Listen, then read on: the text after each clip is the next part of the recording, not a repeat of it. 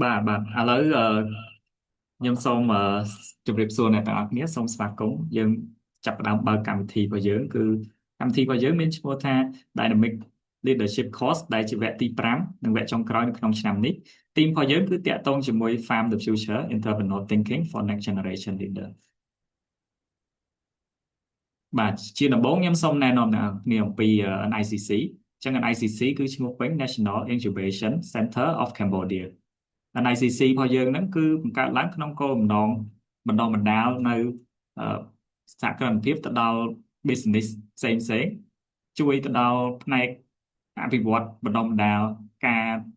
ធ្វើ business សម្រាប់អ្នកដែលគាត់មានគំនិតចង់ធ្វើ business ហើយគឺជាកន្លែងមួយដែលប្រមូលផ្ដុំទៅដល់ការ mentoring ការជំនួយផ្សេងសម្រាប់ដល់ business ដែលគាត់ត្រូវការជំនួយ ហើយ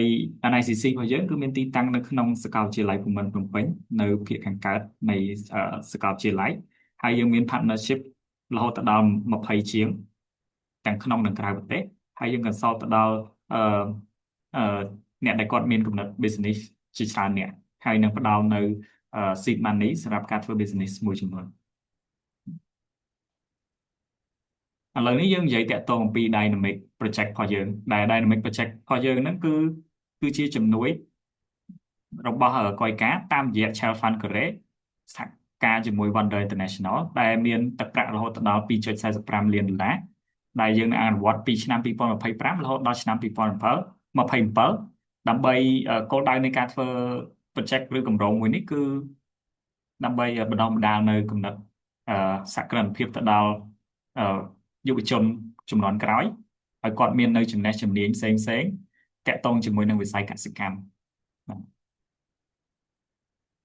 នៅក្នុងនេះយើងនិយាយសង្ខេបត្រួសតាក់ទងជាមួយនឹងការធ្វើ entrepreneurship ឬ business គឺវាមាននៅ3 step ទី1គឺ pre startup ដែលក្នុងនេះ ICC យើងគឺ support តាក់ទងជាមួយនឹង startup camp ដែលយើងបណ្ដុះបណ្ដាលតាមនៅក្នុងតាមរយៈខេត្តនៅតាមខេត្តក្រុងឬក៏នៅក្នុងសាកលវិទ្យាល័យផ្សេងឲ្យគាត់មាននៅជា idea business idea ផ្សេងហើយទៅដល់ phase បន្ទាប់តាក់ទងមួយ startup គឺអ្នកដែលមាន business idea ស្រាប់គាត់អាចចូលរួមនៅ competition ដើម្បីទទួលបានប្រាក់រង្វាន់ផ្សេងនិងទទួលបានការទទួលស្គាល់អឺហើយនឹងបង្កើតនៅ grow នៅ business idea គាត់រហូតទៅមុខទៀតដោយ step ទី3ដែរហើយនៅក្នុងកម្មវិធីថ្ងៃនេះគឺតាក់ទងជាមួយ Entrepreneurship Education Program ដែលជា program នៅក្នុងនេះដែលជួយបណ្ដុះបណ្ដាលអ្នកទាំងអស់គ្នាយុវជនទាំងអស់គ្នាឲ្យមាននៅគំនិតផ្សេងគំនិតអភិវឌ្ឍគំនិត creative ផ្សេងហើយយើងសង្ខេបនៅ objective ថ្ងៃនេះគឺយើងគោលដៅនៃការបង្កើតនៅ training program ថ្ងៃនេះគឺយើងចង់ encourage ឲ្យអ្នកទាំងអស់គ្នាចូលរួមទាំងអស់គ្នាឲ្យគិតនៅបែបជា entrepreneurial thinking គឺការគិតដោយមានភាពច្នៃប្រឌិតខ្ពស់យើងហ៊ាននៅអនុវត្តនៅ idea របស់យើងហើយនឹង flexible សម្រាប់ idea របស់យើងហើយមួយទៀតគឺយើងសិក្សាអំពី design thinking basic ដែល trainer របស់យើងគាត់នឹងបញ្យល់ណែនាំហើយនឹងមានការអនុវត្តមួយតាក់ទងជាមួយនឹង pitch idea ក្នុងរយៈពេល1 នាទីបាទឥឡូវនេះខ្ញុំសូមណែនាំនិងស្វាគមន៍trainer របស់យើងដែលបងសុផាដែលគាត់ជា founder និង CEO នៃក្រុមហ៊ុន Jobify Cambodia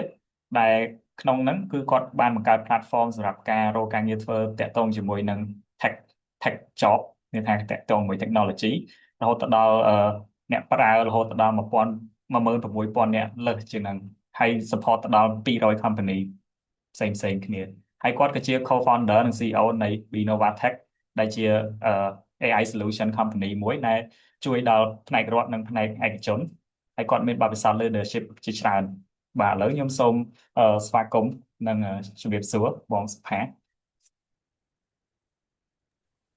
បាទជំរាបសួរមេងអរគុណសម្រាប់ការ introduce ពីខ្ញុំហើយ yes ហើយថ្ងៃនេះរីករាយមែនតើបានចូលរួមជា trainer ក្នុង session ទី5នេះជា session ចុងក្រោយនៅ NICC ដែរនៅ Dynamic Program actually at the organized with NICC yes ជាថ្មីម្ដងទៀតសួស្តីអ្នកនរគ្នាហើយក៏ជាកិត្តិយសដែលបានចូលរួមជា trainer នៅក្នុង session នេះហើយអ្វីដែល អ្វីដែលខ្ញុំសប្បាយនោះគឺតាក់ទងជាមួយនឹង topic ដែលយើងលើកឡើងមកថ្ងៃនេះគឺតាក់ទងជាមួយនឹង entrepreneurship mindset ហើយនឹងតាក់ទងជាមួយនឹងការ pitching មែនតើទៅខ្ញុំក៏មិនមែនជាអ្នកបកកែ pitch អីណាស់ណាដែរហើយក៏មិនធ្លាប់ជា trainer ពីមុនមកដែរជាអ្នករកស៊ីសុខសាន្តពីកន្លងមករយៈពេល6ឆ្នាំមកនេះអញ្ចឹងអាចថាតាក់ទងជាមួយចំណុចខ្លះយើងនឹងចូលរួមជាមួយគ្នាដើម្បីឲ្យ session ហ្នឹងមាន engagement ហើយ productivity ទាំងអស់គ្នាដែរអញ្ចឹងជាថ្មីម្ដងទៀតដោយដែលគាត់បានជជែកអញ្ចឹងគឺខ្ញុំភាគច្រើនខ្ញុំ work across ទៅលើ tech ecosystem តាក់ទងជាមួយនឹងអឺ programmer developer community tech អីផ្សេងៗដែលយើងបានធ្វើនៅកន្លងមក6 7 event ដែលយើង gather developer ជាមួយគ្នាតាក់ទងជាមួយនឹង Microder community ផ្សេងៗហ្នឹងហើយក្រៅពីទូនទីទាំងអស់នេះខ្ញុំក៏ជាមនុស្សម្នាក់ជឿជាក់ទៅលើយុវជនជំនាន់ក្រោយឬក៏ next leader ដែលគាត់មានគំនិតច្នៃប្រឌិតមានការ curious ច្រើនហើយទៅលើបញ្ហានិងដំណោះស្រាយផ្សេងៗដែលគាត់កំពុងតែចង់ព្យាយាម bring មកក្នុងទីផ្សារហើយនឹងដោះស្រាយទៅលើបញ្ហាផ្សេងៗដែលពួកគាត់កំពុងតែជួបប្រទះហើយអញ្ចឹងថ្ងៃនេះយើងនឹង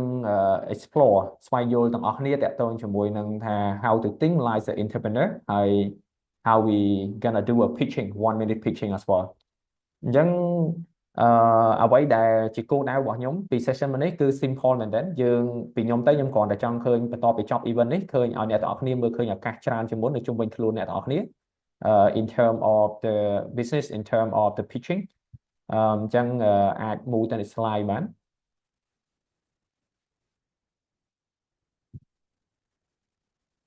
សូម slide មួយទៀត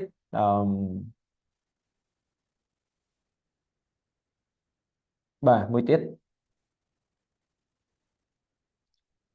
yes ដោយដែលខ្ញុំបាន mention មុនហ្នឹងអញ្ចឹងយើងនឹងព្យាយាមយល់តាក់ទងជាមួយនឹងការរបៀបគិតដោយទៅនឹងសហគ្រិនហើយនឹងដោះស្រាយបញ្ហា design thinking ហើយនឹងធ្វើការជា group activity break group ដើម្បីយើងព្យាយាមរកដំណោះស្រាយមួយដើម្បី pitching ក្នុងរយៈពេល1 នាទីអញ្ចឹងអាចមូលអឺដោយដែលខ្ញុំធ្លាប់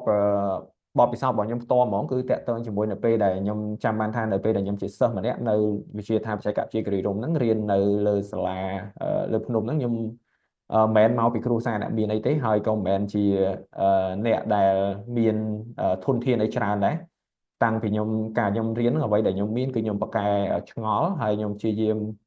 observe ទៅលើបញ្ហាជុំវិញខ្លួនហើយការដែលឆ្ងល់ហ្នឹងហើយបានធ្វើឲ្យខ្ញុំបង្កើតទៅលើ Shopify ឡើងហើយទៅបើមាន Shopify មកដល់ថ្ងៃនេះដែលមានការគ្រប់គ្រងរហូតដល់200ក្រុមហ៊ុននិងមានអ្នក register ច្រើនជាង16,000នាក់ហើយទាំងអស់នេះគឺកើតចេញដោយការងើយឆ្ងល់និងពីអ្វីដែលកើតឡើងនៅក្នុងសង្គមយើងនៅក្នុងការរស់នៅរបស់យើងជាប្រចាំថ្ងៃហ្នឹងឯងហើយអ្វីដែលខ្ញុំបាទអាចប្រាប់បានគឺការដែលយើងចង់ចាប់ផ្ដើមអ្វីមួយមិនចាំបាច់តតែយើងមានធនធានឬក៏យើងជាអ្នកមានទេដែលយើងអាចចាប់ផ្ដើមអ្វីមួយបានរាល់ការចាប់ផ្ដើមតែងតែចាប់ផ្ដើមពីមួយជំហានមួយជំហានទៅមួយជំហានហើយជាជំហានដ៏ទូចមួយហើយពីចំណុចដ៏ទូចមួយរហូតដល់យើងអាចធ្វើវាទៅដល់ធំបានអញ្ចឹងបើសិនជាចង់ចាប់ផ្ដើមដោះស្រាយបញ្ហាអ្វីមួយហើយកុំចាំរហូតដល់តែយើងមានអ្វីគ្រប់យ៉ាងគឺគួរណាតែចាប់ផ្ដើមពីការដែលយើងមានចម្ងល់ហើយនឹងយើងគិតថាជាបញ្ហាដែលយើងជួបជារៀងរាល់ថ្ងៃហ្នឹងយើងអាចព្យាយាមដោះស្រាយវាចាប់ពីពេលដែលយើងគិតហើយនឹងចង់ធ្វើចាប់ផ្ដើម take action ហ្មងទៅបាទសុំ next slide អញ្ចឹងអឺដោយដែលយើងបានជជែកមុននឹងដែរយើងនិយាយច្រើនថាតកតើមួយសហគ្រិនតកតើជាមួយអីហ្នឹងតើសម្រាប់អ្នកទាំងអស់គ្នាយល់ឃើញយ៉ាងម៉េចដែរចំពោះពាក្យថាសហគ្រិនហ្នឹងអាចជួយ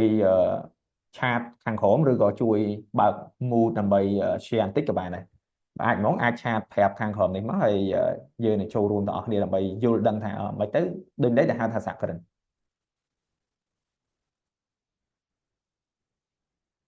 no right and no wrong just take it down it's okay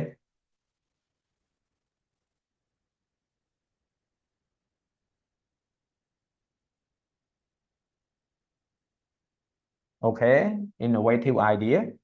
មានអីទៀតទេគ្នាយើងអ្នកពាណិជ្ជកម្ម problem solver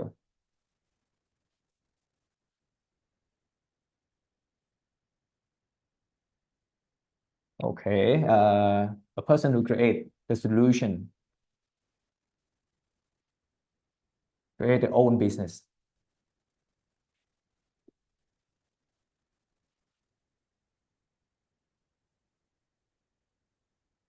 Okay, cool. That's great. Exactly ម្នាក់សិតសិនតែមាន input ចូលរួមរៀងៗខ្លួន yes អ្វីពីខ្ញុំទៅអ្វីដែលជាសហគ្រិនហ្មងទៅតាមបទពិសោធន៍របស់ខ្ញុំសហគ្រិនគឺជាមនុស្សដែលគាត់និយាយទៅ simple ទេដែលយើងអាចគិតចេញពីបញ្ហាហើយយើងនិយាយថាយើងអាចធ្វើវាបានយើងអាច fix បញ្ហាហ្នឹងបានហើយយើង take action ទៅលើរឿងហ្នឹងតែចង់បញ្ជាក់ដែរសហគ្រិនមិនមែនតតែជា business owner ទេគឺអ្នកដែលគាត់មានគំនិតថាគាត់ចង់ដោះស្រាយបញ្ហាហ្នឹងហើយគាត់គិតថាគាត់អាចធ្វើវាបានហើយគាត់ take action ទៅធ្វើដំណោះទៅដោះស្រាយបញ្ហាមួយហ្នឹងអាហ្នឹងក៏យើងហៅថាជាសហគ្រិនដែរមិនថានៅក្នុង community មិនថានៅក្នុង team leader គាត់ជា leader គេគាត់មានដំណោះស្រាយមួយហ្នឹងចង់ដោះស្រាយទៅលើបញ្ហាមួយហ្នឹងហើយគិតថាគាត់អាចដោះស្រាយបញ្ហាហ្នឹងបានហើយគាត់ take action ទៅធ្វើវាហ្នឹងក៏ជា mindset របស់សហគ្រិនដែរអូខេអញ្ចឹង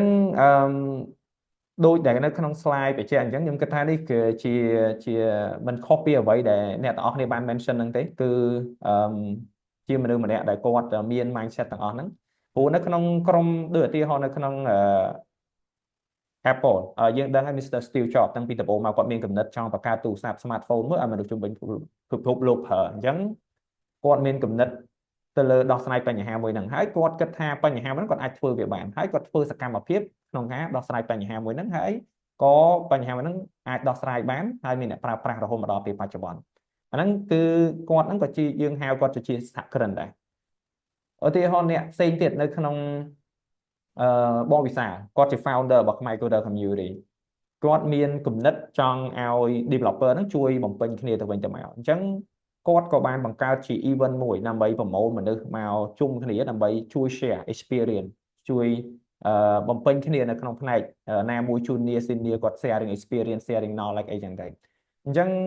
គាត់បានធ្វើសកម្មភាពអស់ហ្នឹងហើយគាត់បានដោះស្រាយបញ្ហាមួយចំនួនទៅកាន់មនុស្សមួយចំនួនមួយក្រុមហ្នឹងគឺអាហ្នឹងក៏ជាសហគ្រិនដែរយើងក៏ហៅជាសហគ្រិនដែរហើយក៏គាត់បានជា mindset របស់គាត់ហ្នឹងជាសហគ្រិនដែរអញ្ចឹងងាយយល់តាក់ទងជាមួយសហគ្រិនគឺជាមនុស្សដែលចង់ដោះស្រាយបញ្ហាហើយគាត់គិតថាគាត់អាចដោះស្រាយបានហើយគាត់ take action ទៅធ្វើរឿងហ្នឹងទៅដោះស្រាយបញ្ហាមួយហ្នឹងសុំ next slide mấyអូខេអញ្ចឹងសម្រាប់អ្នកទាំងអស់គ្នាវិញតើជឿថាអ្នកជឿថាសហគ្រិនហ្នឹងកើតមកជាសហគ្រិនហ្មងគាត់មានទេពកោសល្យជាសហគ្រិនហ្មងឬក៏ដោយសារតែគាត់ហ្នឹងឆ្លងកាត់រឿងជាច្រើននៅក្នុងវិថីជីវិតរបស់គាត់នៅក្នុងដំណើរជីវិតរបស់គាត់ឬ environment របស់គាត់ហ្នឹងទើបបានគាត់ខ្លាចជាសហគ្រិនឬក៏អ្នកទាំងអស់គ្នាគិតថាអ្នកខ្លះគាត់កើតមកគាត់ខ្លាចជាសហគ្រិនដើម្បីធ្វើជាសហគ្រិនហ្មងអ្នកទាំងអស់គ្នាយល់មិនដែរឥឡូវជួយtake បន្តិចមកកន្លែងហ្នឹងagree ឬក៏គិតថាអូខេthere are nothing else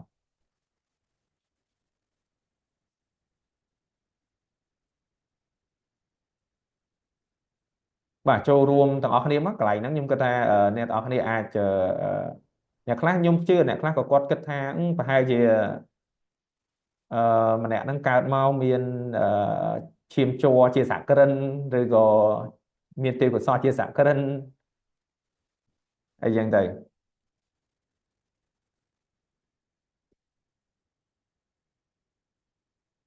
អូខេអ្នកខ្លះគាត់ថា boss អ្នកខ្លះគាត់ថាmate is not born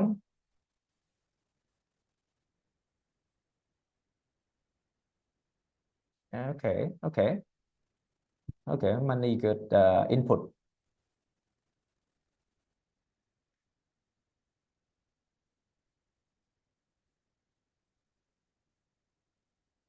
okay cool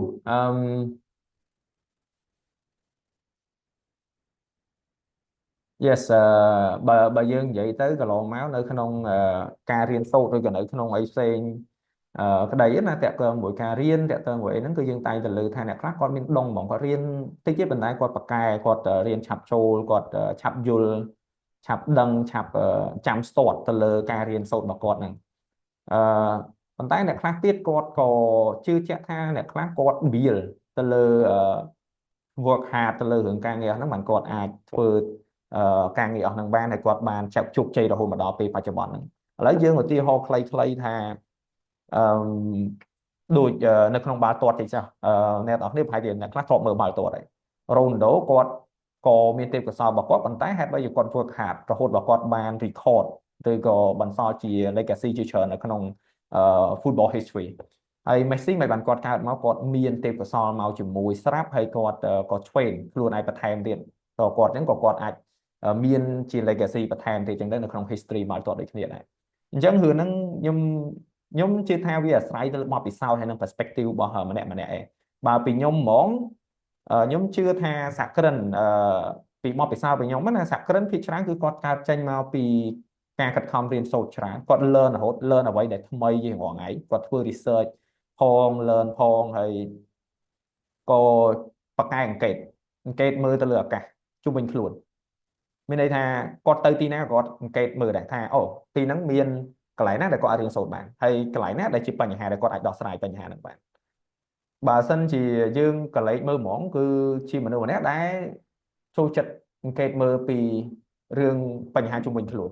ថាតើរឿងហ្នឹងគាត់អាចរកដំណោះស្រាយបានអត់ឬក៏គាត់គិតថាអាហ្នឹងវាជារឿងដែលគាត់អាចចូលរួមជាមួយបានអញ្ចឹងគឺគាត់ចូលរួមហើយគាត់អាចនឹង fail គាត់អាចនឹងជួបរឿងបរាជ័យជាច្រើនហើយរឿងបរាជ័យហ្នឹងមិនមែនជាទីបញ្ចប់នៃរបស់គាត់ទេវាគ្រាន់តែជាផ្នែកមួយជា lesson learn មួយជាបទពិសោធន៍មួយដែលអាចឲ្យគាត់ជាស្ពានមួយដើម្បីឲ្យគាត់ទៅដល់កន្លែងដែលគាត់ចង់ទៅទេអញ្ចឹងគាត់ fail ហើយគាត់ improve គាត់ fail ហើយគាត់ improve គាត់មិនមែន fail រឿងដដែលមានន័យថារឿងហ្នឹងជួបហើយខុសហើយបរាជ័យហើយប៉ុន្តែគាត់មិនទៅធ្វើរឿងថ្មីមួយទៀតហ្នឹងឲ្យជួបរឿងហ្នឹងដដែលហើយបរាជ័យបែបហ្នឹងទៀតទេគឺគាត់នឹងរៀនសូត្រពីមេរៀនមួយហ្នឹងហើយគាត់អភិវឌ្ឍខ្លួនឯងឲ្យប្រសើរជាងមុនឲ្យល្អជាងមុន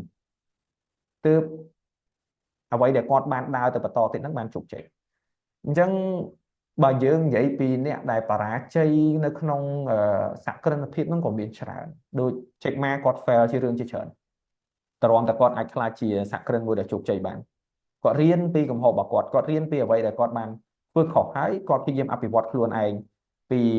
version 1ដល់ version 10 version 11អញ្ចឹងទៅរហូតដល់គាត់អាចខ្លាចជាសក្តិដែលជោគជ័យមួយបានអញ្ចឹងអានេះក៏ជា experience របស់ខ្ញុំជា perspective របស់ខ្ញុំនៅក្នុងសហគ្រិនភាពអញ្ចឹងបើពីខ្ញុំហ្មងច្រើនមេតច្រើនជាងប្រនទោះបីជាយើងប្រនជាមួយ talent ប៉ុន្តែយើងអត់ work hard ជាមួយវាយើងអត់ព្យាយាមរៀនសូត្របន្ថែមហើយអត់ទទួលស្គាល់កំហុសហើយព្យាយាមគិតតែធ្វើរឿងខុសដដែលវាមិនអាចធ្វើឲ្យយើងប្រសើរទេទោះបីជាយើងចង់រកស៊ីមុខជំនួញឬ ABCD ល្អប៉ុណ្ណាក៏ដោយក៏យើងអត់អាចទៅមុខបានវែងឆ្ងាយដែរអានេះជា experience របស់ខ្ញុំទេ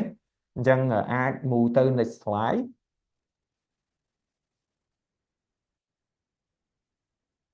អូខេអញ្ចឹងកន្លែងនេះខ្ញុំចង់ឲ្យអ្នកទាំងអស់គ្នាចូលរួមដែរជាពិសេសទៅលើអឺជីវិតប្រចាំថ្ងៃរបស់អ្នកទាំងអស់គ្នាតើអ្នកទាំងអស់គ្នាគិតថារាល់ថ្ងៃនេះឬក៏ក្នុងសប្តាហ៍នេះចុះទៅប្រើប្រាស់ជីវិតរាល់ថ្ងៃនេះមានអីដែលធ្វើឲ្យយើងរៀងធុញទ្រាន់ហើយធ្វើឲ្យយើងមានអារម្មណ៍ថាអត់មានប្រសិទ្ធភាពហើយមើលទៅអត់មានអីដែលអភិវឌ្ឍណាអឺហើយទាំងអស់ហ្នឹងអ្នកទាំងអស់គ្នាគិតថាចង់ឲ្យមានការវិវត្តអញ្ចឹងអ្នកទាំងអស់គ្នាអាចជួយលើកបញ្ហានឹងមួយមកបានដែរថាមួយសប្តាហ៍ហ្នឹងចាស់ក្នុងមួយសប្តាហ៍ហ្នឹងចាស់សម្រាប់ជីវិតប្រចាំថ្ងៃនេះតើអ្នកទាំងអស់គ្នាមើលឃើញរឿងអ្វីដែល annoy អ្នកទាំងអស់គ្នាហើយរឿងហ្នឹងពិតជាអត់មានប្រសិទ្ធភាពសម្រាប់យើងមែនសម្រាប់daily life របស់យើងណាអញ្ចឹងចូលរួមតិចមើលកន្លែងហ្នឹងអាចក្នុងសប្តាហ៍ហ្នឹងបាច់គិតដល់ឆ្ងាយទេក្នុងតែសប្តាហ៍ហ្នឹងចុះពីបញ្ហាណាបញ្ហាអ្នកទាំងគ្នាជួបដែលគិតថានៅក្នុងសប្តាហ៍នេះវាមើលទៅវារំខានយើងខ្លាំងវាអឺផ្ដល់ជាមិនទៅជារឿងបែបយើងមើលទៅវាអត់មានអារម្មណ៍ថាវាសំខាន់វាមានប្រយោជន៍អីសោះវាមករំខានយើងណាមើលនឹកតិចមើលជួយនឹកតិចមើលហើយចូលរួមតិចមើលបាទ ai thích cả bán thì có bao một với giấy cả bán này. Ok, too many assignment.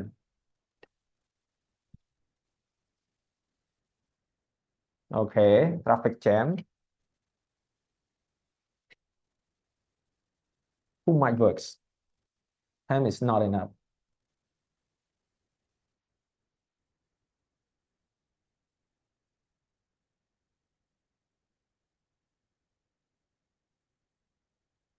people problem.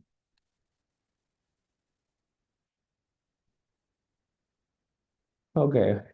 multi-asking. Ok, it's cool. There are many opportunity here. Cái nghe đã vừa dùng từ ok. All right, great. Okay. Oh, I see.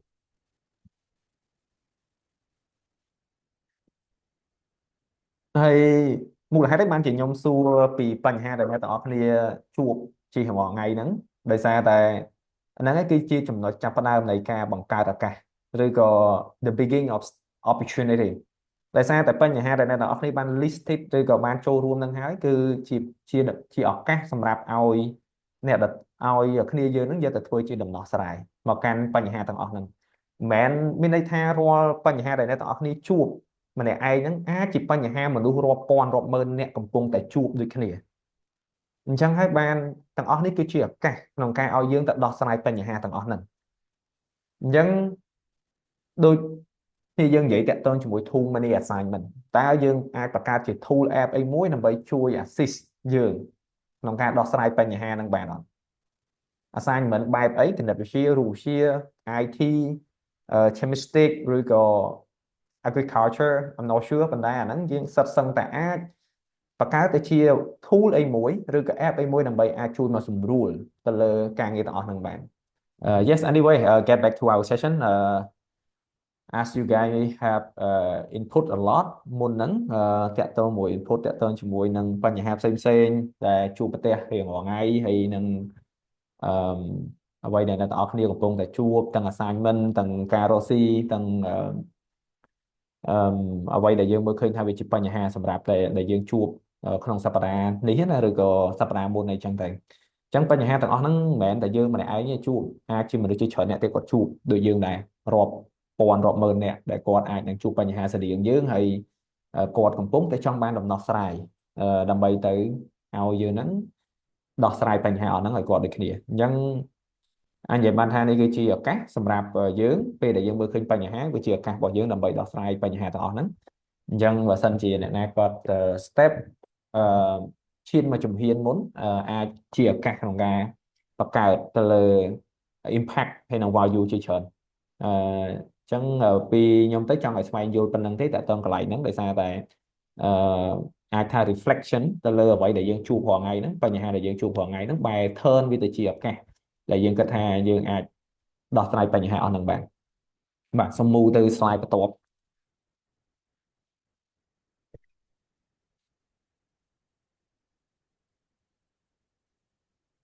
អូខេអញ្ចឹងតកតងជាមួយនឹងកន្លែងនេះខ្ញុំគិតថាមិញយើងបាននិយាយគ្នាហើយអញ្ចឹងអាចនិចហ្មងទៅ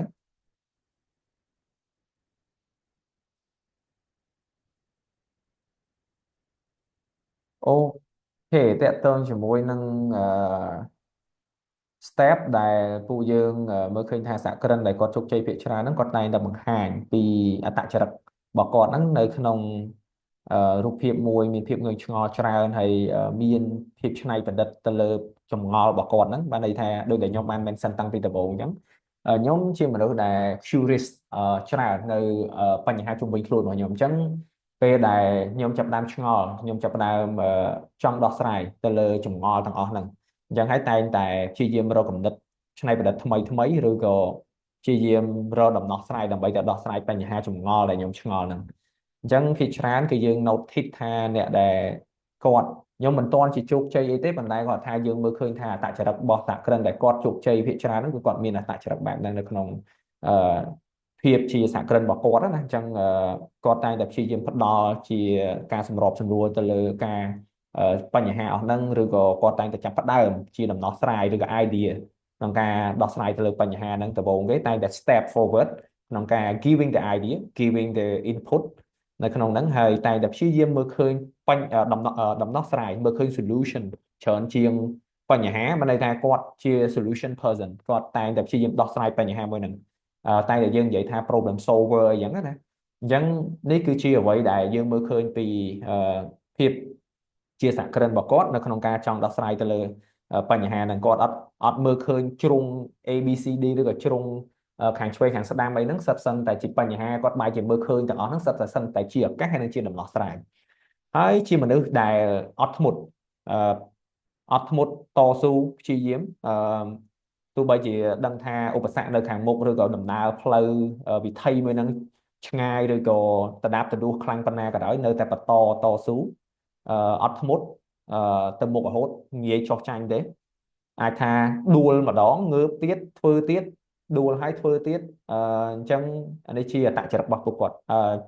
ហើយក៏ជាផ្នែកមួយដែលខ្ញុំមើលឃើញពីខ្លួនឯងដែរដោយសារតែយើងធ្វើមកកន្លងមកយើងក៏មិនទៅជោគជ័យគ្រប់រឿងដែរអាជីវកម្មខ្លះក៏វាត្រូវបានជាផ្នែកមួយក្នុងការរៀនសូត្រអញ្ចឹងក៏យើងត្រូវបន្តហើយរឿងដែលពីរដែលខ្ញុំអាសាផ្ដាំខ្លួនឯងក្នុងនាម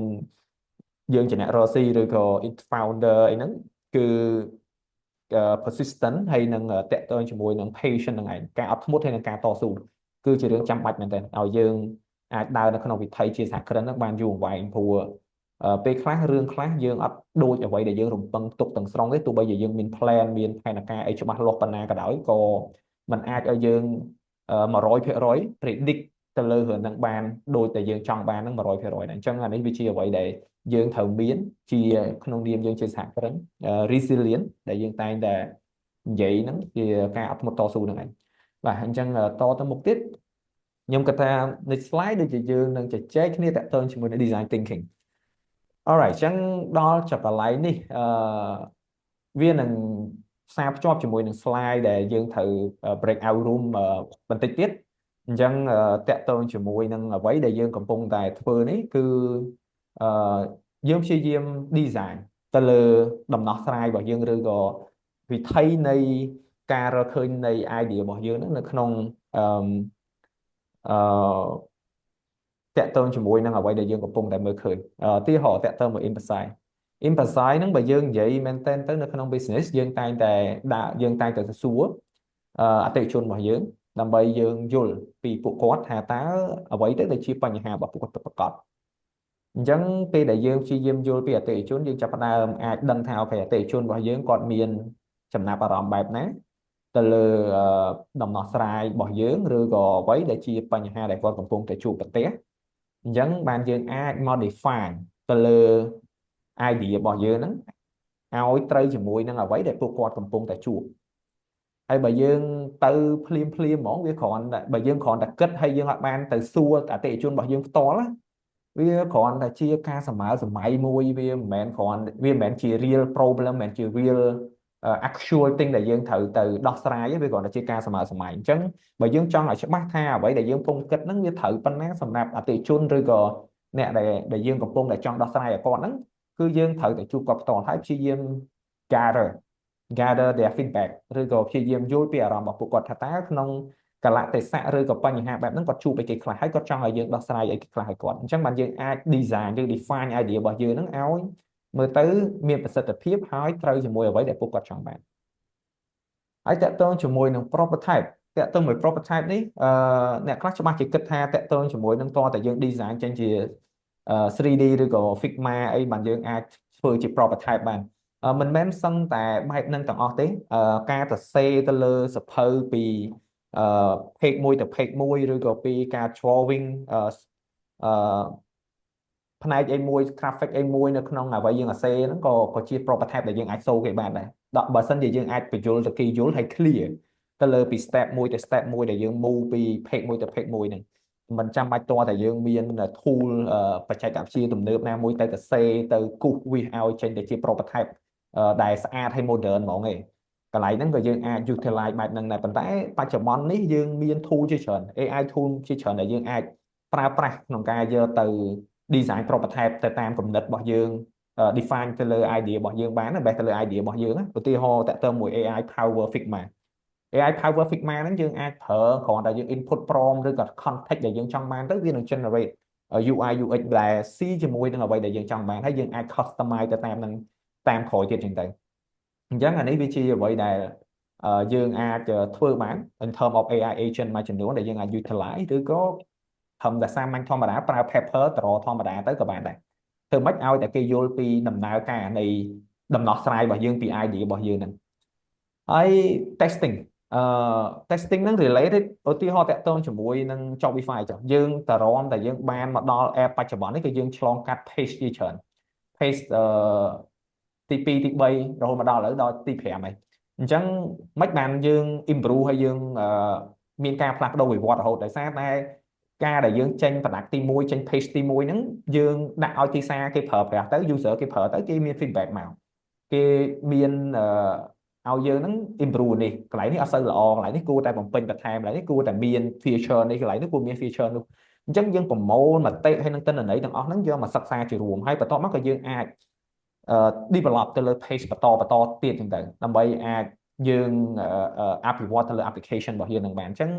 ការ testing ហ្នឹងសំខាន់មែនទែនពេលដែលយើងចូលទៅក្នុងទីផ្សារឬក៏យើងប្រាប់ internal testing ក៏ដោយយើងចេញទៅឲ្យ user ខាងក្នុងរបស់យើងប្រើ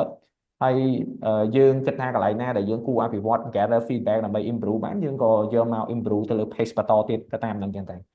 អញ្ចឹងនេះជាអ្វីដែលយើងអាចថាទាំងអស់នេះវាជាផ្នែកមួយក្នុងការឲ្យយើង design ទៅលើគំនិតរបស់យើងដំណោះស្រាយរបស់យើងហ្នឹងទៅកាន់បញ្ហាមួយហ្នឹងហើយដោយមានទាំងស្អីនេះហោះស្នើslide បាត់ទៅណាហើយ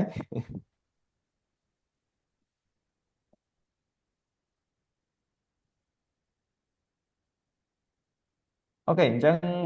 កន្លែងហ្នឹងគឺបែបហ្នឹងទេគឺយើងចង់បញ្យល់ពី step ទាំង5ហ្នឹងដែលយើងធ្វើហើយយើងនឹងមាន detail លើ step នីមួយៗទេប៉ុន្តែមិញហ្នឹងខ្ញុំក៏បាននិយាយជារួមហើយតាក់ទងជាមួយនឹង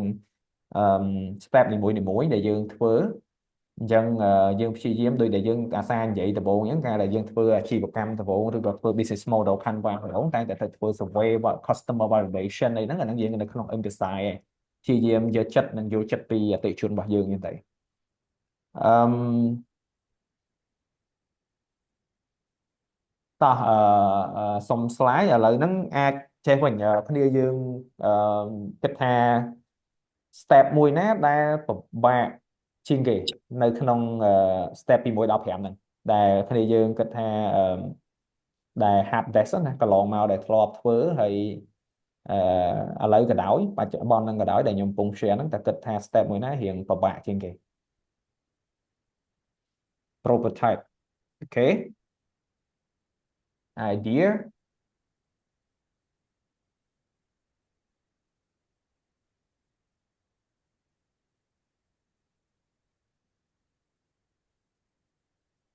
អូខេ prototype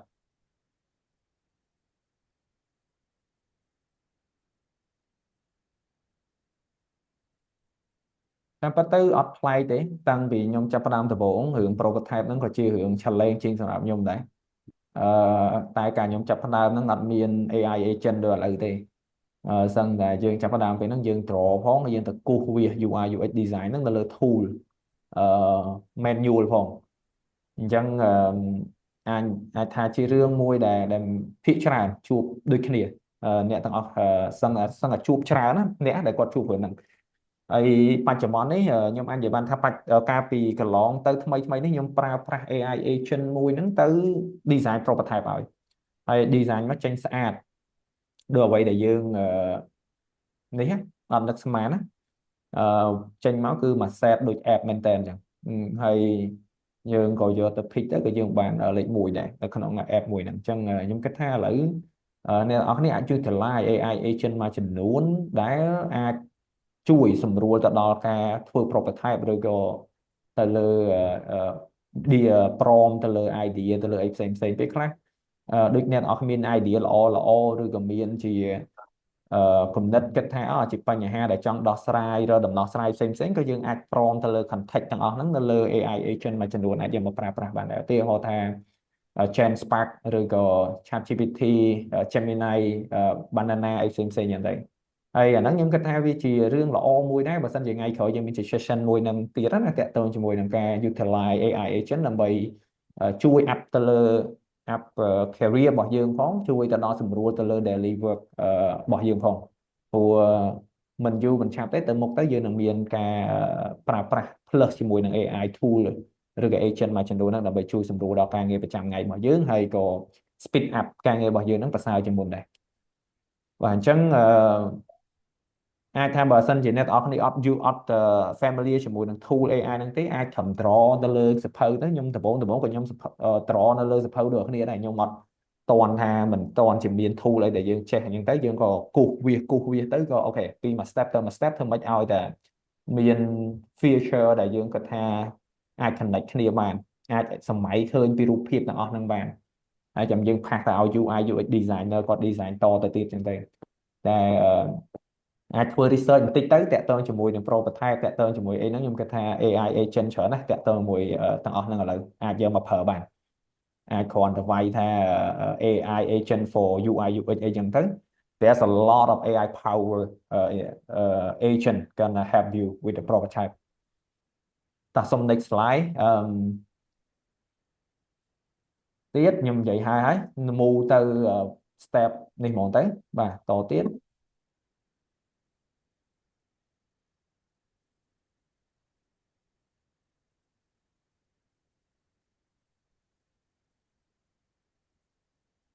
Okay.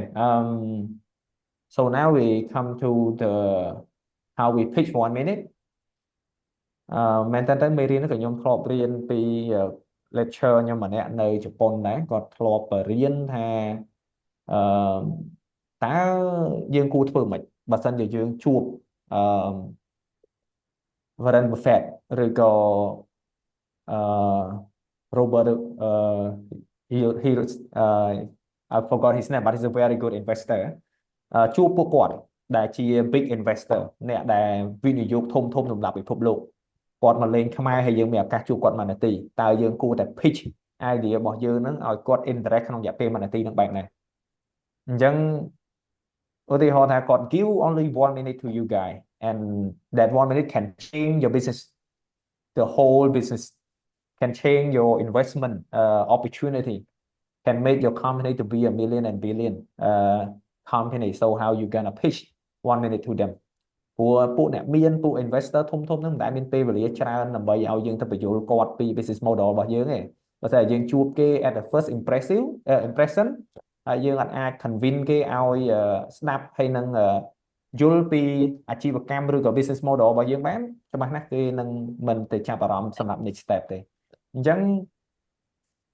ការដែលយើង pitch 1 minute is not about perfection it's about the clarity that you can provide it to the listener អញ្ចឹងតើយើងបញ្យល់គេឲ្យច្បាស់ពីដំណោះស្រាយរបស់យើងនឹងប៉ុណ្ណាទៅកាន់អ្នកដែលស្ដាប់ហ្នឹងតើគេយល់ពីអ្វីដែលយើងកំពុងតែចង់ដោះស្រាយនឹងអត់បញ្ហាយើង focus លើបញ្ហា of course យើងដោះស្រាយទៅលើបញ្ហាមួយហ្នឹង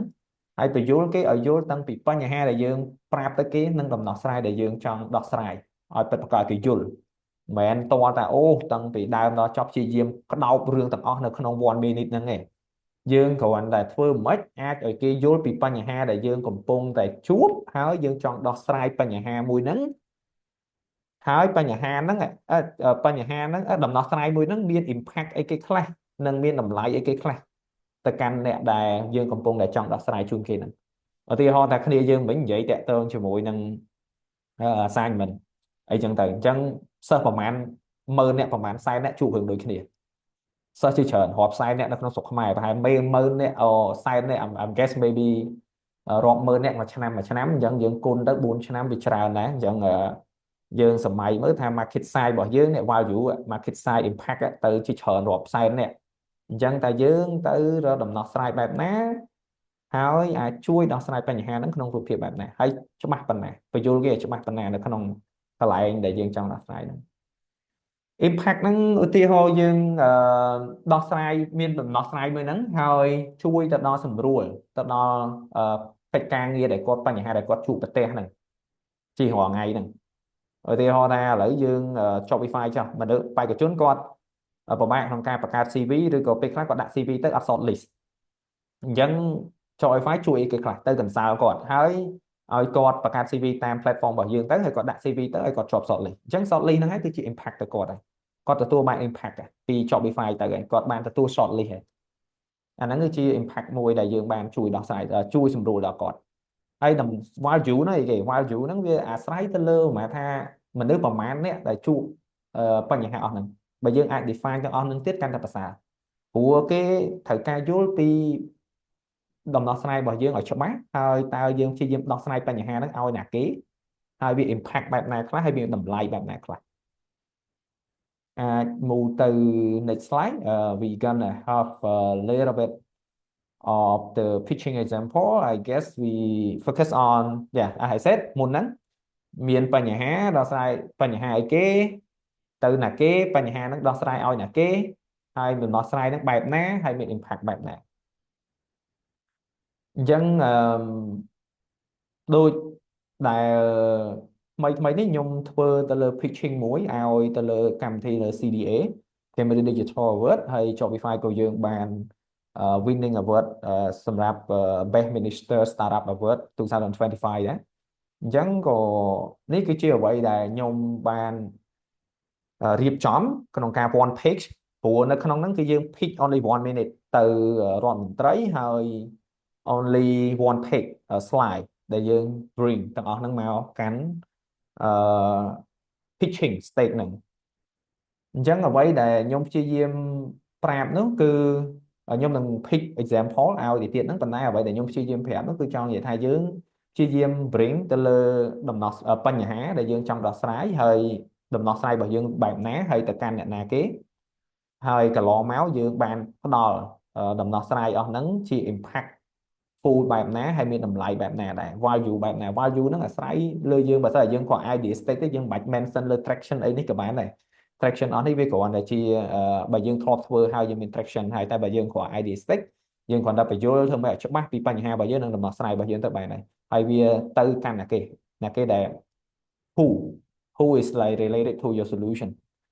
who is willing to use your solution right so ពីខ្ញុំទៅយើង start ពីកន្លែងណាដែលយើងគិតថាយើងអាចមកបង្ហាញបានឧទាហរណ៍ថាឥឡូវខ្ញុំចាប់ផ្ដើមពី Shopify ហ្នឹងខ្ញុំនិយាយថាកន្លែងហ្នឹងយើងចាប់ផ្ដើម 1 minute pitching ទៅឧទាហរណ៍ okay let's from 2 and then we started អ្វីដែលខ្ញុំព្យាយាមប្រាប់ Shopify establish នៅក្នុងឆ្នាំ2020ហ្នឹងគឺដោយសារអីដោយសារតែអំឡុងពេលហ្នឹងក៏ខ្ញុំប្រាប់ដែរថាយើង establish នៅក្នុងអំឡុងពេល COVID ហើយអំឡុងពេល COVID គឺតែពេលដែលយើងចាប់ផ្ដើមប្រាប់ពី COVID ហ្នឹងម្នាក់ចាប់ផ្ដើមគិតថាCOVID ហ្នឹងជាអំឡុងពេលដែលម្នាក់ចាប់ផ្ដើមត្រូវការ digital transformation strategy ឯងក្រុមហ៊ុនភាគច្រើនគឺសិតសឹងតែមានតម្រូវការទៅលើធនធានមនុស្សផ្នែកបច្ចេកវិទ្យាហ្នឹងដើម្បីជួយទៅ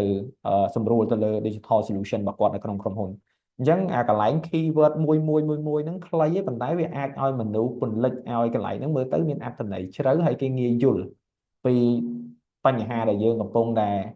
highlight ហើយនឹងដំណោះស្រាយដែលយើងព្យាយាម contribute ទៅអញ្ចឹងឧទាហរណ៍His Excellency, ladies and gentlemen, I'm Supar, the founder and CEO at Shopify. We founded in 2018, established 2020 during the COVID-19. And Shopify is a Cambodian known as Cambodian AI first job matching suite specialized in IT. To enhance our matching algorithm, we offer IT recruitment and staffing solution into the market. These two suites not only sell our client current need, but also help us to collect valuable data and generate a revenue more than $450,000 USD in the last 4 years. Furthermore, we have developed a PWA and mobile application integrate with the AI technology to bring a use case to the job seeker. That's why we attract over 16,000 job seekers registered on our platform, with over 200 companies using our service so far. And with the ongoing support and our traction, we actually working toward to establish our subscription model with a various benefit, including in the 6 core feature. His Excellency, ladies and gentlemen, unite the tech talent and company at Shopify. We are tradition with innovation in recruitment. Let's make a lasting change together. អញ្ចឹងអានេះវាជាប់ជា flow របស់ខ្ញុំទេប៉ុន្តែ back មកអ្នកទាំងអស់គ្នាវិញតើ flow ទាំងអស់ហ្នឹងវាមិនមែនតតែត្រូវតែ follow flow របស់ខ្ញុំទេប៉ុន្តែអ្នកទាំងអស់នេះក៏អាចមាន flow របស់ខ្លួនឯងមាន style របស់ខ្លួនឯងទៅតាមហ្នឹងដែរអញ្ចឹងកន្លែងហ្នឹងវាអាស្រ័យទៅតើយើងបញ្យល់គេឲ្យយល់ពីដំណោះស្រាយរបស់យើងហ្នឹងច្បាស់ប៉ុណ្ណាអញ្ចឹងកន្លែងនេះខ្ញុំអត់ចង់ប្រាប់ថានេះជាត្រូវ flow follow ខ្ញុំអញ្ចឹងទេប៉ុន្តែវាជា style របស់ម្នាក់ម្នាក់ក្នុងការធ្វើម៉េចឲ្យ presentation មួយហ្នឹង is done in 1 minute and make sure it can combine all the traction and everything you have been done ប៉ុន្តែបើយើងជា ID state again and again just make sure it clear with your solution ឲ្យគេយល់ថាយើងនឹងកំពុងចង់ដោះស្រាយអីតែខ្ញុំស្ដាប់មួយនាទីទៅខ្ញុំអត់យល់ចុងគាត់ចង់និយាយពីអីគាត់ដោះស្រាយពីអីឲ្យពិតប្រាកដអាហ្នឹងវាជាបញ្ហាអាហ្នឹងយើងទៅជាបញ្ហាអញ្ចឹងខ្ញុំគិតថានេះខ្ញុំមានប៉ុណ្ណឹងកន្លែងហ្នឹងអញ្ចឹងយើង next ទៅកន្លែង practical ហ្មងទៅខ្ញុំគិតថាកន្លែងនេះក្រុមការងារពីខាង organizer គាត់នឹងជួយសម្របសម្រួលទៅតាមក្រុមនីមួយៗហើយក្រុមនីមួយៗនឹងមាន sector រៀងៗខ្លួនព្រោះដំបូងពួកយើងសម្រេចថាចង់ឲ្យគ្នាយើង brainstorm អីចឹងប៉ុន្តែពេលវេលាយើងមានកំណត់អញ្ចឹងពួកយើងក៏បែកទៅជា sector ហើយស្រាប់អញ្ចឹងតិចទៀតយើងនឹងមាន break out room ហើយពួកគាត់នឹងជួយសម្របសម្រួលហើយត្រឡប់មកវិញអ្នកទាំងអស់គ្នាឬអ្នកតំណាងម្នាក់មក pitching 1 minute practice 1 minute pitching អញ្ចឹងក្រុមការងារខាង organizer ចាំជួយសម្របសម្រួលផងបាទបាទអ្នកទាំងអស់គ្នាឥឡូវយើងដល់វគ្គ activity សម្រាប់ការអនុវត្តរបស់យើងជាក់ស្ដែងទាក់ទងមួយ pitch in 1 minute អញ្ចឹងយើងមាន3 topic មានថា3 category ផ្សេងគ្នាទី1គឺ agritech ទាក់ទងមួយនឹង agriculture ទី2គឺទាក់ទងមួយ ICT coding computer science ផ្សេងrelated ហើយទី3 general solution អត់ទាក់ទងជាមួយនឹង ICT អីទេបាទអញ្ចឹងអ្នកទាំងអស់គ្នាតិចទៀតនឹងឃើញនៅ breakout room យើងអាចចូល breakout room មួយណាតាមរយៈយើង interest ហើយនៅក្នុងហ្នឹងយើងអាច discuss ជាមួយគ្នាជា group ទៅហើយរកមើលនៅអ្នកតំណាងមួយដើម្បី discuss នៅ idea របស់យើងហ្នឹងអូខ្ញុំ yeah I can't wait to hear your 1 minute pitch alright yeah ឡើបងអញ្ចឹងចង់សួរបន្តិចគ្រប់ 1 គ្រប់ 2 គ្រប់ 3ហ្នឹងទៅតាមប្រភេទការងារផ្សេងៗក៏មិនមានកន្លែង general solution ហ្នឹងចង់សំដៅទៅអីគេបាទ general គ្រាន់តែជាឈ្ solution មោះក្រុមទៅឯងបាទអាហ្នឹងគឺ category ដែលយើងត្រូវ topic ដែលយើងត្រូវ discuss គ្នាដើម្បីរកនៅ idea ផ្សេងដែលតាក់ទងជាមួយនឹងហ្នឹងអញ្ចឹងបើ general solution វាអត់តាក់ទងជាមួយនឹង agriculture ICT ទេដូចតាក់ទងជាមួយនឹងទូទៅតាក់ទងជាមួយនឹងអាជីវកម្មធម្មតាឬក៏អីចឹងហ្នឹងអាស្រ័យលើគ្នាយើងអ្នក idea គ្នាទៅបើ architect មានថា technology ដែលតាក់ទងជាមួយ agriculture អីចឹង ICT IoT អីផ្សេងទៅហើយ ICT ហ្នឹងគឺ general focus ហ្មងគឺតាក់ទងមួយប្រើ technology ដើម្បីជួយសម្រួលឲ្យមួយអាហ្នឹងគាត់ជាឧទាហរណ៍អញ្ចឹងយើងអាចរើសនៅ topic ដែលយើងចង់discuss គ្នាតាមរយៈ3ហ្នឹងអញ្ចឹងលេខ1 architect ទី2 ICT digital ទី3 general solution បាទហើយនៅក្នុងនេះយើងឃើញ breakout room ឯនៅក្នុង Zoom របស់យើងឃើញមាន breakout room យើងអាចរើសហ្នឹងបាទ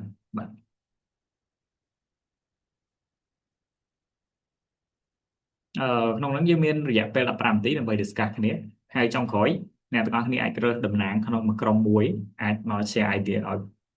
គ្នាយើងស្ដាប់ទាំងអស់គ្នាបាទសូមស្វាគមន៍អ្នកទាំងអស់គ្នាមកវិញដល់ main room របស់យើងសង្ឃឹមថាអ្នកទាំងអស់គ្នាបាន meeting ហើយនឹង discuss idea ផ្សេងឥឡូវយើងមកដល់ main room វិញហើយបាទខ្ញុំកូនតួនាទីឲ្យបងសុផានបាទមុនហ្នឹងមានជាក្រុមដែរមីមុនហ្នឹង3ក្រុមអូខេ3ក្រុមអញ្ចឹងក្រុមនីមួយប្រហែលជាគាត់មាន sector របស់គាត់រៀងខ្លួនទេត្រូវអញ្ចឹងពីខ្ញុំទៅអាចមកក្រុមជួយតំណាងម្នាក់មកគាត់ជួយអូខេគាត់តោះមកជុំគ្នាទៅដឹងបាទអ្នកខ្លះគាត់កំពុង join បដាបាទអាចចាំ plan space អូខេ cool ចាំតិចអញ្ចឹងខ្ញុំគិតថាចាំពួកគាត់បន្តិចទៅដើម្បីមកជុំគ្នាយើងចាប់ផ្ដើមហ្មងព្រោះពេលវេលាយើងចេះដើរទៅមុខហើយអញ្ចឹងយើងព្យាយាមធ្វើម៉េចអាចព្យាយាមកុំឲ្យលើសពេលវេលាយើងច្រើនពេក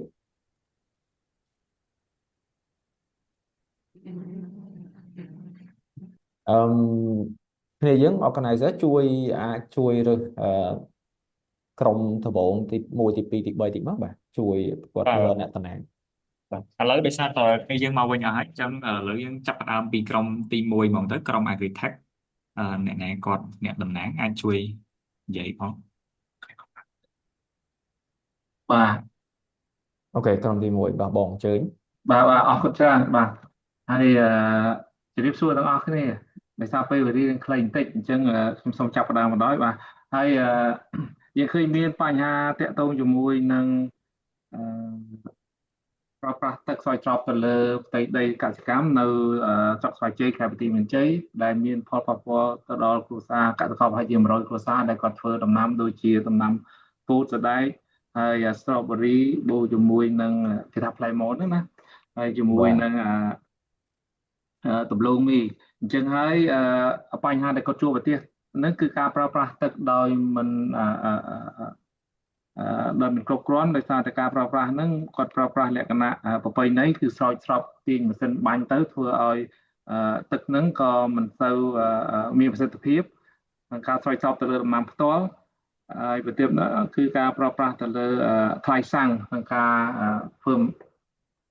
ស្រោចស្រពហ្នឹងគឺអស់ថ្លៃច្រើនចឹងហើយក៏យើងក៏មានជាគំនិតមួយតាក់ទងជាមួយនឹងការបង្កើតនៅគេថាប្រព័ន្ធស្រោចស្រពឆ្លៀសវៃដោយប្រើប្រាស់ពន្លឺប្រព័ន្ធព្រះអាទិត្យហើយនឹងឧបករណ៍សម្រាប់ដែលគាត់អាចចាប់ទៅលើសំណើមដីវិភាគទៅលើសំណើមដីដើម្បីឲ្យគាត់ឲ្យស្រោចទឹកប្រមាណឲ្យត្រូវជាមួយនឹងដំណាំហ្នឹងបាទហើយគុណប្រយោជន៍របស់ដំណោះស្រាយយើងនេះនឹងជួយដល់កសិករ1000គ្រួសារ100គ្រួសារនៅក្នុងស្រុកស្វាយជ័យនៅខេត្តបន្ទាយមានជ័យហ្នឹងឲ្យគាត់មានវិធីសាស្ត្រចំណាអូខេដល់ម៉ោងណារៀងលើសហើយបងលើម៉ោងបន្តិច it's okay very good explanation មាន impact នៅក្នុងហ្នឹងហើយបងដាក់ជា audience មកហើយគិតថា very clear ទៅលើអ្វីដែលបងព្យាយាមដោះស្រាយហ្នឹងហើយ yes យើងគាត់លើសម៉ោងបន្តិចតែពិត supposed to have a time here ប៉ុន្តែមិនដឹងថាយើងអាចមានទូ Zoom ធម្មតាដូចជាមាន1 minute អាចយើង count បានដែរតែorganizer or we can just looking at the time មែនតើដូចជាកាលពីខ្ញុំចាំបានដូចជាមានម៉ោងដែលយើងអាច display បានតែប្រហែលជាចាំមើលឲ្យខាង team គាត់ជួយរើឲ្យបើសិនរើបានយើងកំណត់ម៉ោងធម្មតាដាក់លើទូរស័ព្ទទៅit's okay ប៉ុន្តែដូចដែលបងបានបញ្ជាក់មិញខ្ញុំគិតថា very clear ទៅលើអ្វីដែលបងព្យាយាមដោះស្រាយហើយបាន mention ទៅលើចំនួនអ្នកដែលគាត់បានជួបទៅលើបញ្ហាអស់ហ្នឹងទៀតអញ្ចឹង it's very impactful ទៅលើអ្នកដែលគាត់ចង់បានទៅលើដំណោះស្រាយរបស់បង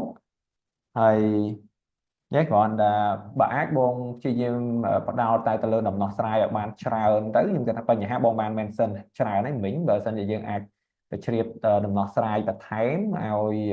កាន់តែច្បាស់ហើយកាន់តែ clear ក្នុងរយៈពេល1នាទីហ្នឹងខ្ញុំគិតថាកាន់តែប្រសើរនេះពីការយល់ឃើញរបស់ខ្ញុំឯងប៉ុន្តែ everything is good explanation I can understand how you giving the solution among all the problem you define ណាបងហ្នឹងហើយអរគុណច្រើនបងបាទបាទអរគុណច្រើនបងឥឡូវចូលដល់ក្រុមទី2របស់យើងគឺក្រុមដែលតាក់ទងជាមួយនឹង ICT Digital មានពេល1នាទីហើយបើអាចជួយបើកកាមេរ៉ាផងក៏បានដែរបាទអូ yeah that's ស្រាយបងអត់ដោយសារខ្ញុំអ៊ីនធឺណិតអត់សូវ stable ណាបងបាទហើយគឺដំបូងចា អូខេអញ្ចឹងខ្ញុំរាប់ឲ្យពី1ដល់3ហើយ start ខ្ញុំមានម៉ោងកំណត់លើទូរស័ព្ទអញ្ចឹងពេលដល់ចាំខ្ញុំប្រាប់អូខេ1 2 3បាទstart តាក់ទង topic ដែលខ្ញុំនឹងលើកមកនៅក្នុង ICT ពេលហ្នឹងគឺតាក់ទងជាមួយនឹង website ដែលយើងបង្កើតតាក់ទងជាមួយនឹង e-commerce ដោយសារខ្ញុំមើលឃើញថាឥឡូវអាចថា product ខ្មែរយើងគឺមានសន្ទុះក្នុងការផលិតច្រើនប៉ុន្តែអ្វីដែលជាខរបស់ពួកយើងគឺមានស្រូវហើយនិងស្ករត្នោតអញ្ចឹងខ្ញុំចង់ពួកគាត់ប្រយោគឲ្យបានច្រើនហើយគាត់ធ្វើឡើងហ្នឹងគឺគាត់អាចexport តាមរយៈ website របស់យើងចឹងដែលយើងបង្កើតចឹងដោយ e-commerce ដូចជាថាប៉ាវអីដែរតែមុនដំបូងយើងត្រូវបង្កើតជា website ជួយពួកគាត់សិនដោយសារកំណើននៅក្នុងការផលិតហ្នឹងគឺមាន ការនាំចេញច្រើនដែរហើយណាមួយនៅស្រុកយើងប្រហែលជាពិបាកក្នុងការនាំចេញដែរអញ្ចឹងយើងចង់មានជា website មួយជួយពួកគាត់ដើម្បីនាំចេញផលិតផលខ្មែរយើងដែលយើងផលិតបានហ្នឹងហើយក្នុងហ្នឹងក៏យើងមាន detail តាមផលិតផលមួយតើផលិតផលមួយហ្នឹងធ្លាប់បានទទួលស្គាល់ដោយពីណាគេខ្លះហើយទទួលស្គាល់ឲ្យដោយស្ថាប័នណាខ្លះហើយ Thank you. That's 1 minute. Okay. Yeah, 1 minute is so quick. លឿនមែនតើពេល1នាទីណាអញ្ចឹងខ្ញុំចង់ឲ្យព្យាយាមជួយផ្ដោតលើបញ្ហាខ្ញុំដំណោះស្រាយឲ្យទៅកាន់អ្នកណាគេឲ្យបានប៉ុណ្្នឹងមកខ្ញុំគិតថាជារឿងភាសាវិញខ្ញុំឃើញបានបញ្ចូលច្បាស់តាក់ទងជាមួយនឹងបញ្ហារបស់អ្នកដែលគាត់ធ្វើទៅលើ e-commerce ហ្នឹងអ្នកដែលគាត់ដាក់ product របស់គាត់ដាក់អីហ្នឹងទៅ yes យើងអាចយល់ពីបញ្ហាទាំងអស់ហ្នឹងពិតជាតម្រូវការមែនសម្រាប់កសិកររបស់យើងឬក៏អ្នកដែលគាត់កំពុងតែធ្វើទៅលើ product ទាំងអស់ហ្នឹងណាទាំង yes of course យើងចង់បាន platform មួយហ្នឹងប៉ុន្តែសូមឲ្យមាន uniqueness ទៅលើនឹងថាតើដំណោះស្រាយហ្នឹងមានចំណុចពិសេសអីខ្លះដែលមើលទៅអតិថិជនឬក៏អ្នកកពាត់បង្កើតហ្នឹងពិតជាចង់ប្រើប្រាស់ទៅលើ e-commerce platform មួយហ្នឹងមែនព្រោះ e-commerce នៅស្រុកយើងឃើញបង្កើតច្រើនប៉ុន្តែក៏មានsector ស្តៀងគ្នាហ្នឹងក៏ច្រើនដែរអញ្ចឹងខ្ញុំគិតថាបើសិនជាមានចំណុចពិសេសអីមួយសម្រាប់ខាងផ្នែកកសិកម្មឬក៏ផ្នែក export import អីហ្នឹងខ្ញុំគិតថាជារឿងប្រសើរមែនតើដូចដែលគាត់បានមែនប្រសិនអញ្ចឹងប៉ុន្តែបើសិនជាយើងអាចបញ្ចូលក្នុងរយៈពេល1នាទីហ្នឹងឲ្យច្បាស់ពីដំណោះស្រាយណាខ្ញុំគិតថាជារឿងដែលប្រសើរមែនតើព្រោះមិញហ្នឹងបានបញ្ចូល clear មែនតើតទៅជាមួយបញ្ហាតែសូមឲ្យមានដំណោះស្រាយរឿងលឿនជាងនឹងតិចមកខ្ញុំគិតថាជារឿងប្រសើរក្នុងរយៈពេល1នាទី Yes ខ្ញុំមានប៉ុណ្្នឹងទេខ្ញុំគិតថា is good hopefully it's gonna become a real solution in the future as well Yes នៅក្រុមទី3 right 3អាចចាប់តាមបានក្រុមទី3 Okay unit count ក្រុមទី3នៅគេក្រុមទីតំណាងក្រុមទី3ដែរ Hello ក្រុមទី3សួស្តីបង បាទអូខេ បងខ្ញុំមិនមែន representative ពីក្រុមទី3ទេខ្ញុំក្រុមទី3ខ្ញុំអត់មានអ្នកពិភាក្សាអញ្ចឹងខ្ញុំសូមបកគោទៅនីតិហ្នឹងទៅបងនៅក្នុងការ select general participant នៅក្នុងការចូលរួមវិញណាបងមុនហ្នឹងអត់មានខាង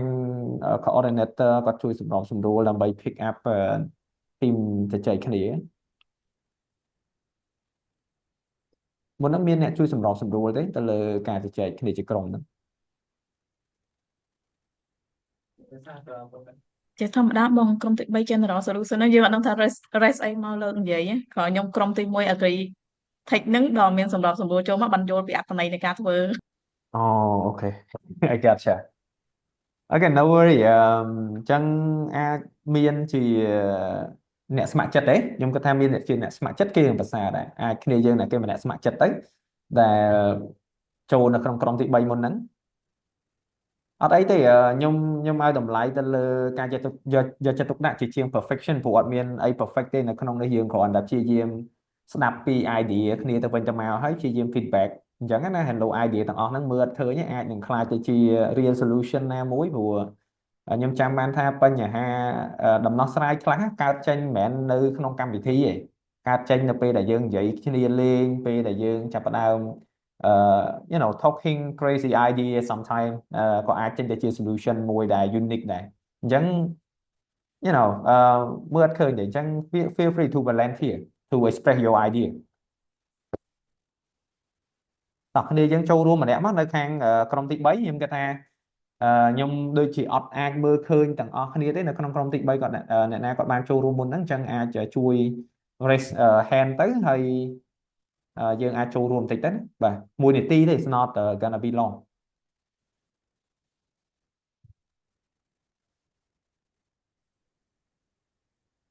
ណាស្ម័គ្រចិត្ត 1 minute is fast for step ខ្ញុំសូមជួយរួមចែករំលែកឬអត់បងបាទលឺចាខ្ញុំអាច start បានហើយបងខ្ញុំមកពីខាងក្រុម General មិនដែរប៉ុន្តែអត់បានចូលរួមនៅក្នុងgroup break group មិននៅថាបាន share idea អីទេបងអូខេអញ្ចឹងឥឡូវស្ម័គ្រចិត្ត share idea អញ្ចឹងឥឡូវខ្ញុំរាប់ឲ្យណា1 2 3 បាទ ចាបងដោយសារបញ្ហារាល់ថ្ងៃយើងឃើញថាបញ្ហាទឹកនោមផ្អែមវាកើនឡើងជាប្រចាំអញ្ចឹងការតេស្តដើម្បីរកជាតិស្ករជាប្រចាំថ្ងៃដើម្បីតាមដានជាតិស្ករក្នុងខ្លួនកុំឲ្យលើសឬកុំឲ្យខ្វះហ្នឹងគឺជាតម្រូវការរបស់អ្នកជំងឺទឹកនោមផ្អែមអញ្ចឹងខ្ញុំអ្នកខាង Scientist ចង់បង្កើតជា test tip មួយដើម្បី test tip ដែលបង្កើតនៅក្នុងស្រុកខ្មែរខ្លួនឯងហ្នឹងដើម្បីយកឲ្យប្រជាជនបានប្រើប្រាស់ជាប្រជាជនគាត់ដែរហើយជាទៅយើងមានtest tip ហ្នឹងមានលក់នៅខាងក្រៅផលិតផលនាំចូលមកហ្នឹងយើងមានហើយប៉ុន្តែនៅក្នុងស្រុកដែលផលិតដោយខ្លួនឯងហ្នឹងយើងអត់ទាន់មានអញ្ចឹងពួកខ្ញុំ come up with the idea ថាផលិត test tip អីខ្លួនឯងហ្នឹងដែលផលិតក្នុងស្រុកឲ្យពួកគាត់តេស្តចាបងប៉ុណ្នេះ អូខេ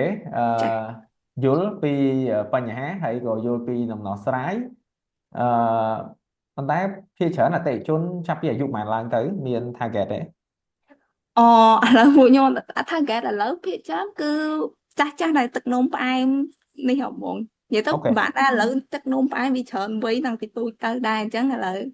និយាយទៅតាមតម្រូវការពី25ទៅហើយមើលទៅបងចា ឥឡូវតាកូនក្មេងហ្នឹងក៏ឃើញ confirm មក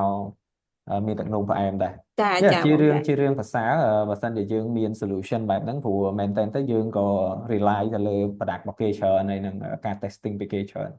តែ yes ត្រឡប់មកវិញអ្វីដែលយើងត្រូវការហ្នឹងគឺអាចនឹងជជែកតាក់ទងមួយ standard តាក់ទងមួយការផលិតធនធាននៃការផលិតហ្នឹងណាអាហ្នឹងវាជារឿងមួយផ្សេងទៀតដែលយើងនឹងអាចត្រូវការ fund ត្រូវការអីយ៉ាងទៅ yes good ចា good expression តាក់ទងជាមួយនឹងproblem ហើយនឹង solution there's a really problem happen in our society and we hopefully to see you bring this solution to the real market in the ចា future ចា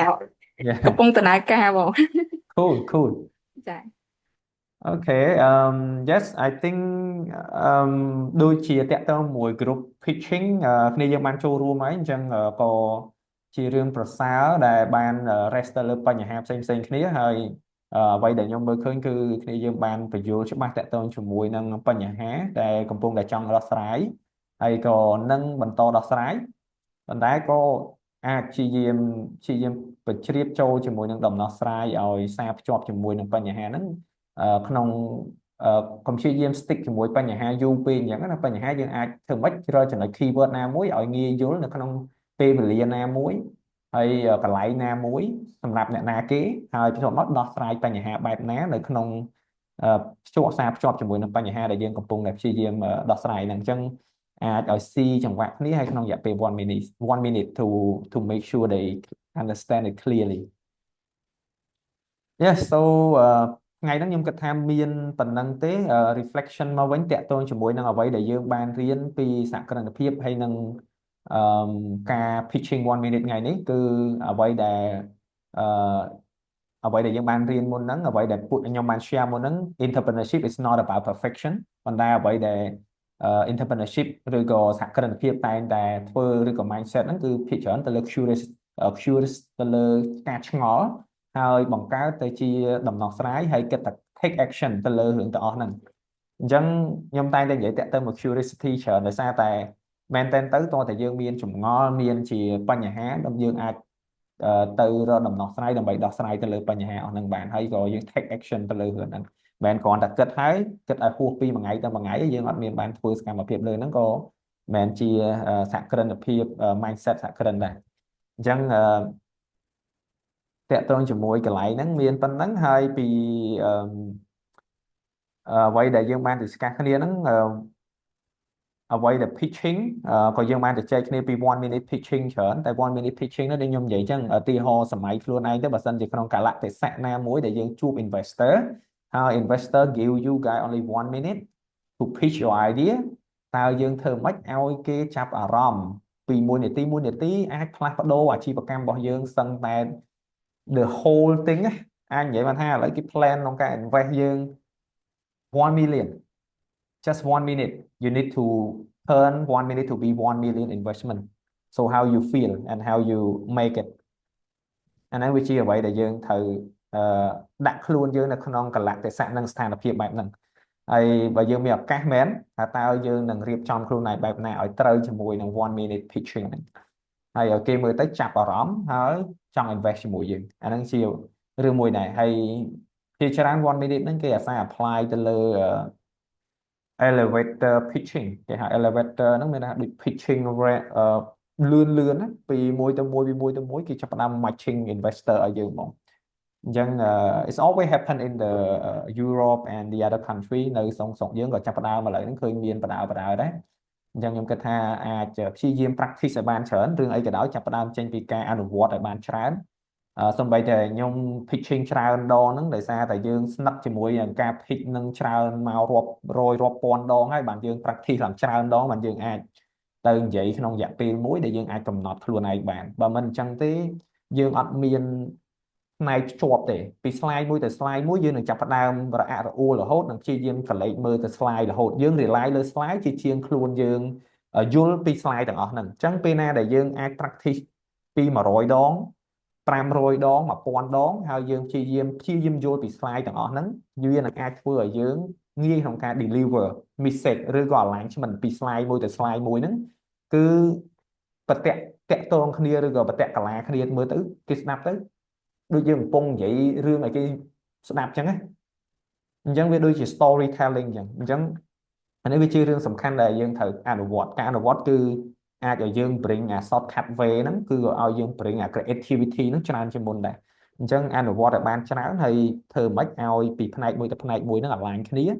គឺជារឿងចាំបាច់មែនតើអញ្ចឹងទោះបីជាយើងបកកែនិយាយបកកែសូត្រប៉ុណ្ណាក៏ដោយបើយើងអត់មានការអនុវត្តពេលដែលយើងចាប់ផ្ដើមទៅជាក់ស្ដែងគឺនឹងជួបបញ្ហាច្រើនជួបឧបសគ្គច្រើនអញ្ចឹងខ្ញុំ encourage practice is important pitching is about practicing it very need a lot of practice ហើយជាចុងក្រោយខ្ញុំមានប៉ុណ្ណឹងហើយក្នុងការចែករំលែកខ្ញុំមិនមែនជា trainer អីទេប៉ុន្តែជាអាចថាជាសហគ្រិនម្នាក់ក្នុងការឆ្លងកាត់រឿងនៅក្នុងវិថីផ្សេងមួយតាក់ទងជាមួយវិស័យផ្សេងតាក់ទងបច្ចេកវិទ្យាហើយក៏តាក់ទងជាមួយនឹងផ្នែកមួយចំនួនប៉ុន្តែខ្ញុំជឿជាក់ថា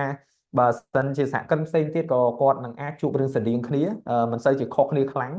តាក់ទងជាមួយនឹងការធ្វើការនឹងគំនិតនឹង mindset អីផ្សេងផ្នត់គំនិតអីហ្នឹងហើយខ្ញុំសង្ឃឹមថាអ្វីដែល session ដែលខ្ញុំបាន deliver នៅក្នុងថ្ងៃនេះនឹងអាចឲ្យអ្នកទាំងអស់គ្នាមើលឃើញឱកាសច្រើនជាងមុននៅជុំវិញអ្នកទាំងអស់គ្នាជាពិសេសរាល់បញ្ហាដែលអ្នកទាំងអស់គ្នាជួបរាល់ថ្ងៃហ្នឹងអាចបង្កើត turn បញ្ហាទាំងអស់ហ្នឹងទៅជាឱកាសហើយនឹងទៅជាដំណោះស្រាយអាចដោះស្រាយបញ្ហាអស់ហ្នឹងនៅក្នុងសង្គមហើយរាល់គំនិតដែលអ្នកទាំងអស់គ្នាបាន pitching ឬក៏បានមានកន្លងមកនឹងខ្លាយទៅជាគំនិតច្នៃប្រឌិតថ្មីមួយឬក៏ជាដំណោះស្រាយថ្មីមួយទៅដល់ real market ដែលអាច join នៅក្នុង real market នៅក្នុងថ្ងៃអនាគតអញ្ចឹងខ្ញុំចាំមើលរាល់គំនិតរបស់អ្នកទាំងអស់គ្នាទៅក្នុងទីផ្សារហើយសង្ឃឹមថានឹងអាចធ្វើការជាមួយគ្នាដែរនៅថ្ងៃក្រោយហ្នឹងហើយអញ្ចឹងអរគុណអ្នកទាំងអស់គ្នាប៉ុណ្ណឹងហើយ looking forward to see you guys in the future yeah បាទអរគុណច្រើនមែនទែនបងសុផាដែលបានចូលរួមផ្ដល់នៅមតិយោបល់ផ្សេងតាក់ទងមួយសិនក្រិនភាពនិងរៀបចំនៅកម្មវិធី breakout room និងផ្ដល់ជា advice ជាច្រើនបាទហើយអរគុណអ្នកទាំងអស់គ្នាដែលបានតាមដានចូលរួមប៉ុន្តែឥឡូវនេះមុននឹងបញ្ចប់យើងមាន Q&A អ្នកទាំងអស់គ្នាអ្នកដែលមានសំណួរអាចសួរបានក្នុងរយៈពេល2ទៅ3នាទី Oh we have a question as well okay I got you okay ចឹងយើងអាចមានពេលត្រឹមតែមួយសំណួរទេដោយសារពេលវេលាយើងមានកំណត់អ្នកដែលមានសំណួរអាចដាក់មួយសំណួរមានដាក់មួយសំណួរដាក់5សំណួរណា just kidding មែនទេបាទអរគុណមែនទេបាទសួស្តីខ្ញុំសូមសួរមួយសំណួរទៅលោកសុផាបាទបងជើងសូមជួយបង្ហើបយ៉ាងខ្លីពីបទពិសោធន៍ដែលចាប់ផ្ដើម start entrepreneurship ដំបូងណាដែលឃើញនៅ start Shopify ពី2018ហ្នឹងតើមានកត្តាជំរុញអីគេដែលធ្វើឲ្យយើងមាន idea ក្នុងការ start ហ្នឹងណាបាទអរគុណ Okay បង that's a very good question អាចថារំលឹកខ្ញុំច្រើនទៅពេលដែលខ្ញុំចាប់ផ្ដើមដំបូងខ្ញុំចាំបានថាពេលហ្នឹងខ្ញុំនៅជាសិស្សឆ្នាំទី4ឡើយទេនៅផ្នែក software engineering នៅលើភ្នំគិរីរម្យ ពេលហ្នឹងខ្ញុំរៀននៅសាលាហ្នឹងនៅលើភ្នំគិរីរម្យហើយក៏អ្វីដែលយើងតែងតែអ្វីដែលខ្ញុំចាប់ផ្ដើម Shopify ហ្នឹងឡើងដោយសារក៏យើងមាន workshop មួយដែរhonestly workshop ហ្នឹង is just about startup business model Canva ហើយក៏ពេលហ្នឹងក៏យើងចាប់ផ្ដើមឆ្ងល់ពីធ្វើការ research ពី market អីចឹងទៅក៏យើងចាប់ផ្ដើមឆ្ងល់តាមម៉េចបានទីផ្សារ IT ហ្នឹងមានតម្រូវការតិចម៉េះហើយក៏ធនធានមនុស្សហ្នឹងប្រាក់ខែតិចម៉េះហេតុអីបានជាក្រុមហ៊ុនអត់សូវឲ្យតម្លៃការងារទាំងអស់ហ្នឹងអញ្ចឹងហើយបេក្ខជនក៏គាត់ពិបាកទៀតអ្នកខ្លះដាក់ការងារទៅក៏អត់សូវមានបានទទួលឱកាសក្នុងការ short list អីផ្សេងៗហ្នឹងទៅអញ្ចឹងក៏បង្កើតទៅជាពួកខ្ញុំក៏គិតថាធ្វើម៉េចបង្កើតការ platform មួយដែលអាចឲ្យទាំងក្រុមហ៊ុននិង sector ហ្នឹងគាត់អាច certify គ្នាបានអញ្ចឹងក៏ពាក្យ Shopify ហ្នឹងចេញមកពីពាក្យ job plus certify make sure ថា both party ហ្នឹងទាំង sector ហើយនិងខាងក្រុមហ៊ុនហ្នឹងគាត់អាច certify គ្នាបាននៅក្នុងហ្នឹងអញ្ចឹងបានចេញជាពាក្យ Shopify មកហើយ honestly ខ្ញុំចាប់ផ្ដើមដំបូង I have no knowledge តាក់ទងជាមួយនឹងផ្នែក sale ផ្នែក marketing យើងមានខ្លះប៉ុន្តែផ្នែក sale យើងអត់មានទេដោយសារតែ program នៅសាលាខ្ញុំហ្នឹងមានរៀន very diversified knowledge diversified subject ច្រើនមែនទែនទាំង business ទាំង technology ទាំង AI ទាំង accounting ទាំងអីច្រើន marketing ក៏គេបរៀនដែរអញ្ចឹងក៏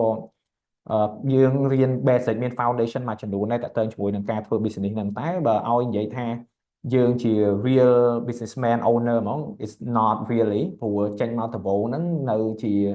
software engineer ឡើយទេហើយក៏យើងព្យាយាម run out control zone ច្រើនទើបតែយើងអាច run Shopify នឹងរហូតដល់ឆ្នាំដល់ឥឡូវហ្នឹងតាំងពីយើង found មកដល់ឥឡូវអញ្ចឹងអាចថាឆ្លងកាត់រឿងជាច្រើនដែរហើយអ្វីដែលខ្ញុំនៅតែសារភ្ជាប់ខ្លួនឯងបាននោះគឺការអត់ធ្មត់ហើយនឹងតស៊ូនឹងឯងដែលអាចឲ្យខ្ញុំដើរមកដល់ពេលបច្ចុប្បន្ននេះបានហើយរឿងដែលខ្ញុំធ្វើដំបូងគឺអាចថា worse than អ្នកទាំងអស់គ្នាមួយចំនួនកំពុងតែធ្វើផងខ្ញុំធ្វើដំបូងខ្ញុំមិនចេះសូម្បីតែ pitching presentation sell ផងខ្ញុំមិនដឹងថាខ្ញុំទៅ sell ឲ្យគេមិនលក់មិនរៀបចំ slide មិនឲ្យមើលទៅលក់បានទៅលើសេវាកម្មទាំងអស់ហ្នឹងទេអញ្ចឹង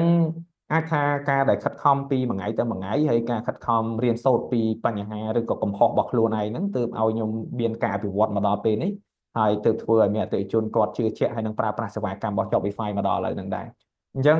អាចនិយាយបានថាខ្ញុំបង្កើតកំហុសជាច្រើនអំឡុងពេលដែលខ្ញុំបង្កើត Shopify នេះហើយកំហុសទាំងអស់នោះបង្រៀនខ្ញុំឲ្យខ្ញុំរឹងមាំពី